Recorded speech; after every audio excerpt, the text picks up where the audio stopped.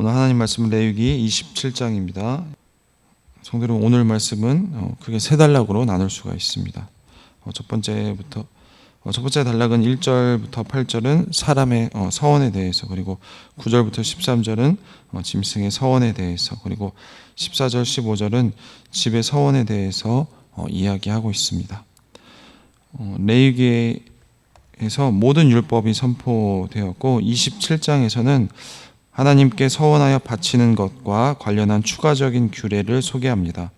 오늘 본문은 사람, 짐승, 그리고 집을 봉헌할 때 어떤 규례에 따라야 하는지 말하고 있습니다.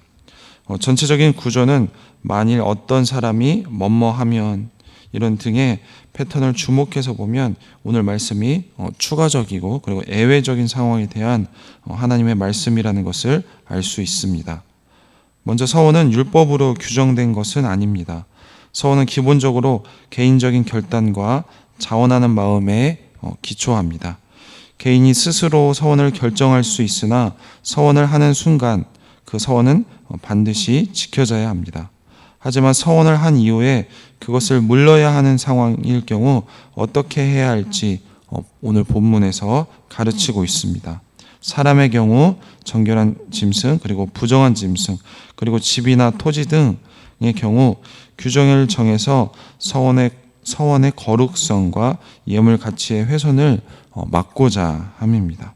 먼저 2절부터 4절 말씀을 보시면 이스라엘 자손에게 말하여 이르라.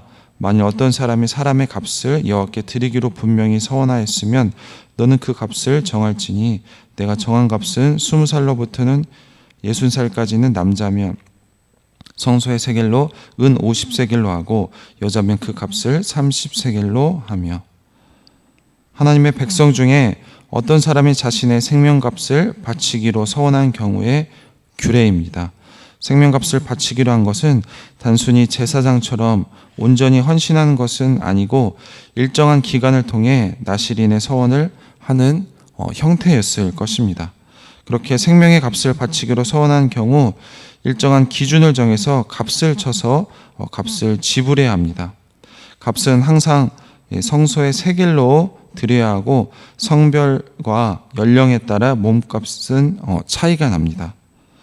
노동 생산성이 높고 전쟁에 참여할 수 있는 나이에 해당하는 사람의 값은 매우 높았으며 그 전후는 값도 낮아지는 것을 오늘 말씀을 통해서 알 수가 있습니다.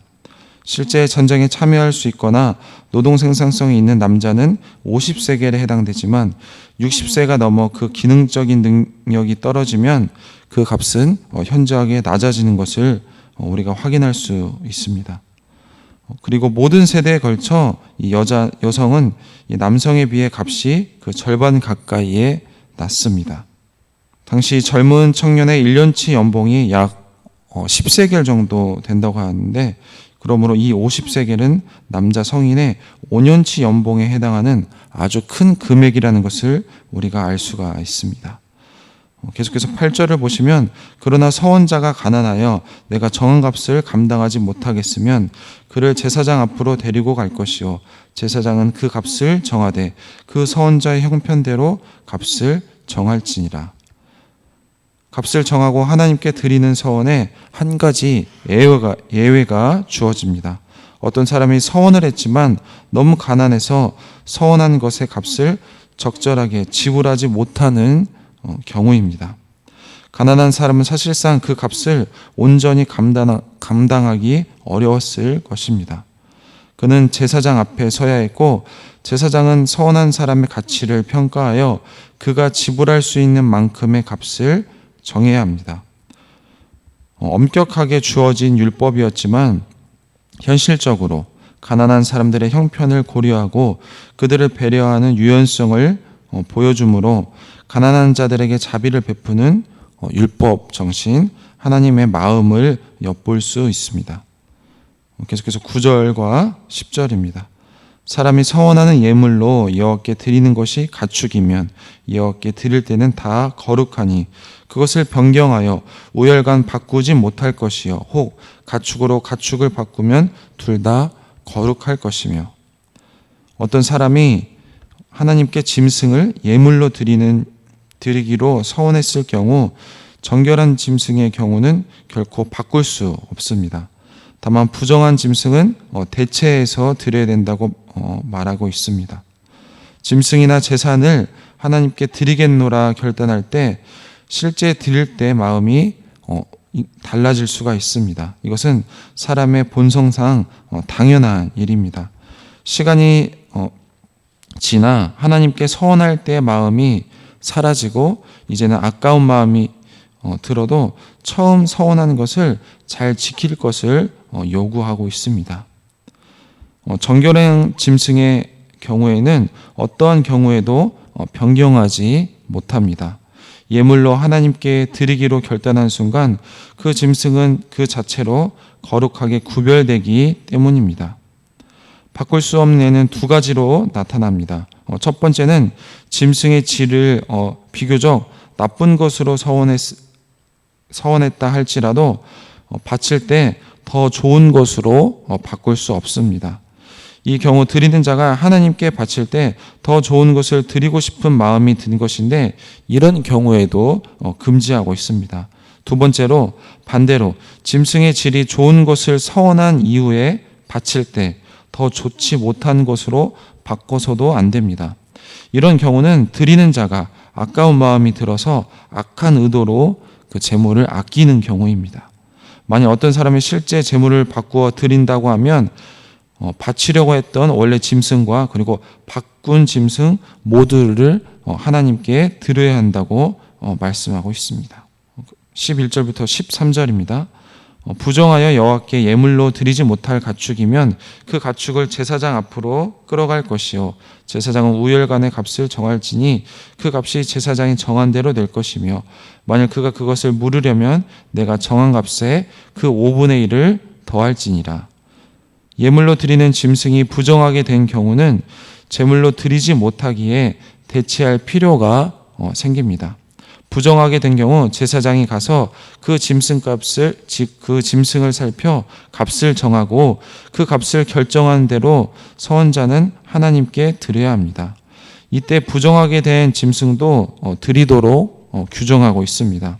이는 짐승이 비록 부정하게 되었지만 이미 서원한 것이기에 거룩하게 구별되었음을 전제를 하고 있습니다. 거룩한 성물과 관련한 이 속건제 규정을 따르고 있습니다.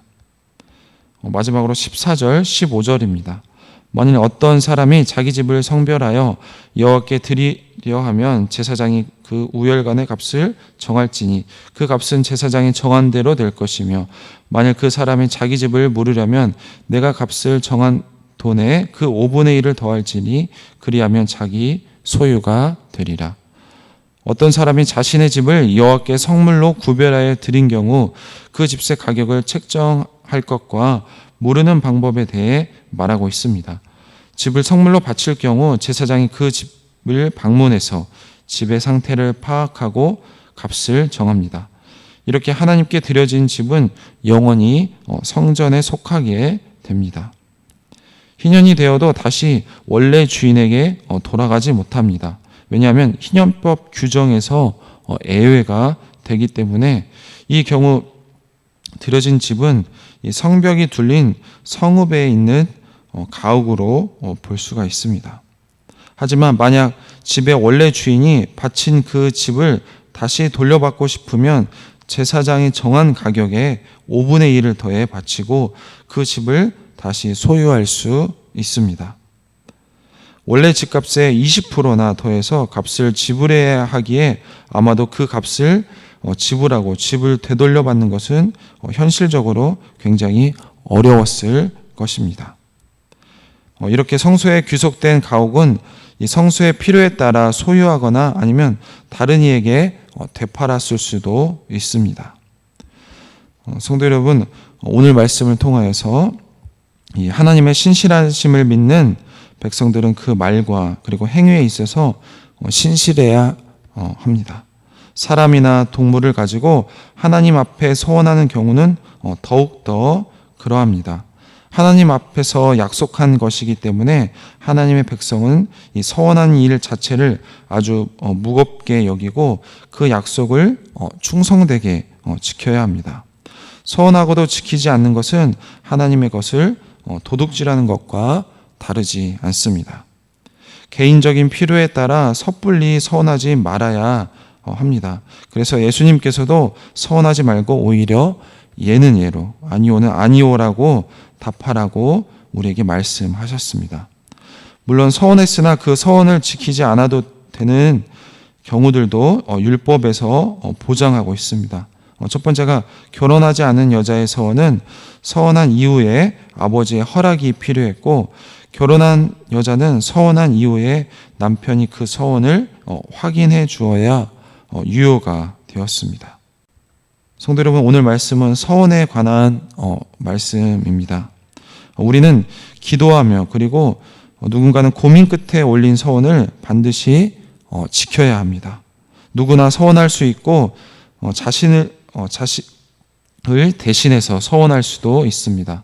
하지만 성전에서 하나님의 종으로 봉사하는 일은 레위인에게만 허용이 되었기 때문에 이 서원한 사람은 그 성소에 그 값을 지불해야 했습니다. 각 사람은 값을 정하지 않고 오직 노동력을 기준으로 나이와 성별만을 고려해서 정하셨습니다. 하나님께서 중요하게 생각하는 것은 바로 사람 자체라는 것을 알 수가 있습니다. 그 사람의 출신이나 능력을 보지 않았습니다. 우리가 서원에 매여서는 안 되겠지만 하나님께 약속한 것을 소홀히 여겨서도 안 될 것입니다. 그 경우 그 사람의 값을 제사장이 정하였으며 하나님께 바쳐진 부정한 동물의 가격도 제사장이 정했습니다.